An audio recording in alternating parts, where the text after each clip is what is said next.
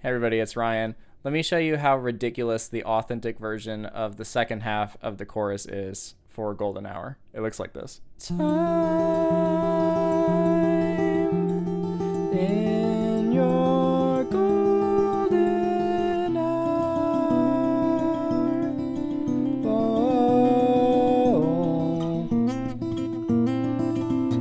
Look at that.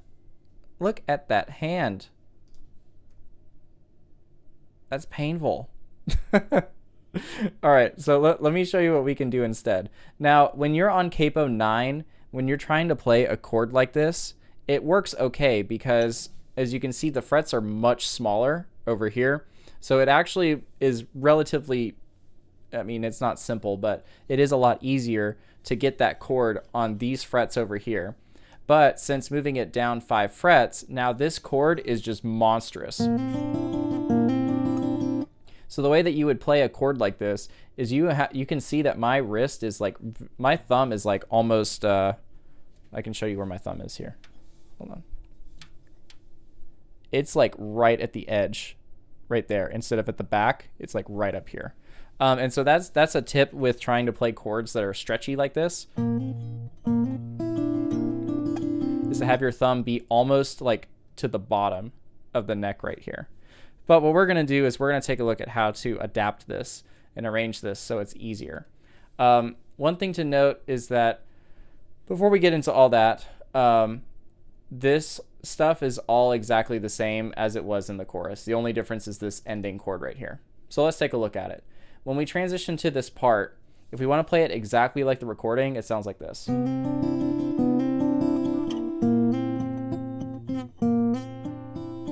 And I can't really even do it at this capo. So what we're going to do instead is make this a lot easier. We're keeping the that's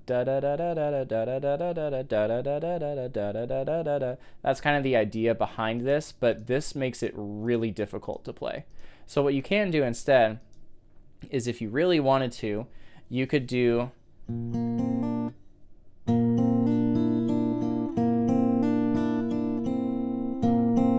so you play, instead of this 5th fret right here, you play this open string right here. And then you do the hammer-ons to the 2nd fret like this.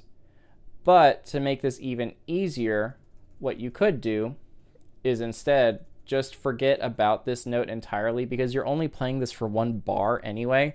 And what is really magical about this chord is that it doesn't show up until the very end of the chorus. So even you just playing this F note right here is like just wow, amazing, like a great musical moment. So if you don't play the riff exactly as it is, you could just do this and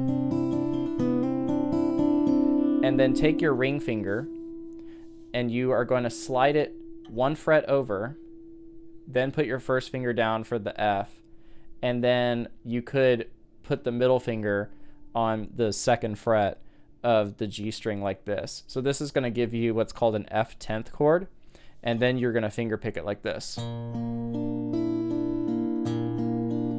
because we still have that open B string in there, it makes it an F Lydian chord, which makes it sound really beautiful. So that's one way to do it. Another way that I could see you doing it is you could just take off this ring finger and then just do this.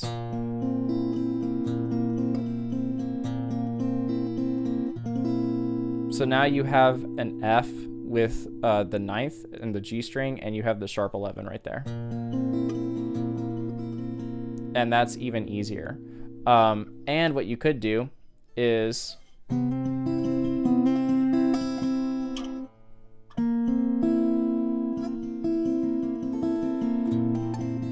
or just do an F major.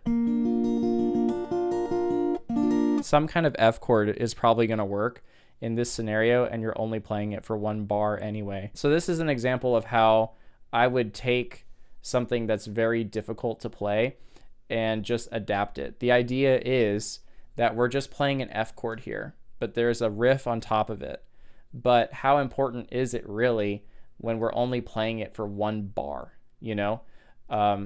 So that's the idea behind how you can take complicated riffs like this and just really simplify it down, is to think about what's the function of the riff, how long does it last, and is it really important for me to be able to facilitate being able to play this song for other people.